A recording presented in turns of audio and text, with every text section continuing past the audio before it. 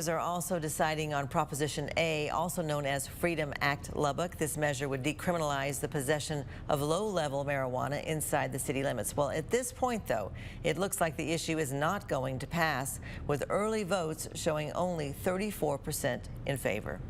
Now, a strongly organized opposition won the vote. KCBD News Channel 11's Shaylee Kidwell joins us with how Project Destiny fought off the change. Shaylee.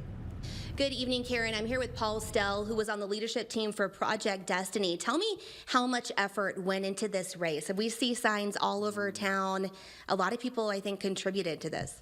Yes, we're very grateful. We literally had hundreds of volunteers that spent their own time in a variety of different ways to try to get the message out, what this ordinance represented, the threat it posed to Lubbock's children, to our families, and really to the future of our community. When you saw that this was going to be on the ballot, what were some of your biggest concerns? Well, having been born and raised here and raised my children here, the concerns was how this would impact the youth in our city. The stats are very clear. The science has shown it's very harmful to an adolescent mind. You not only have physical and cognitive issues, but most importantly for adolescents, you have substantial mental issues that can come from this. And so we don't want to put impediments in front of children being able to grow and mature and prosper in our community, and they are our future. I know we had a really strong voter turnout. Do you think that Prop A was one of the reasons why so many people went out to the polls? Undoubtedly.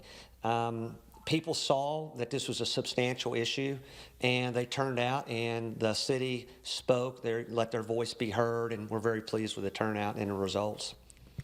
Any concerns today with the rain that people weren't going to get out and vote? I know we had great early voting numbers, but today the weather, not so cooperative. Were you a little bit nervous at all? We were concerned a little bit at first, but the rain stopped early in the morning, and so we felt confident people would come out.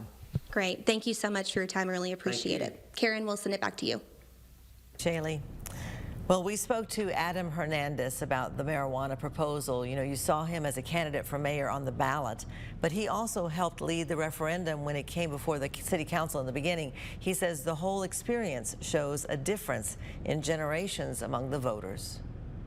What would probably happen is you have already got Dallas already underway collecting signatures for this very same type of ordinance. You've got Lockhart doing the same. I think what you're going to see is more and more cities doing that, regardless of what happens here in Lubbock. And hopefully that would lead to the state legislators realizing that the majority of Texans actually want this change. And then hopefully they would make those changes at the state level.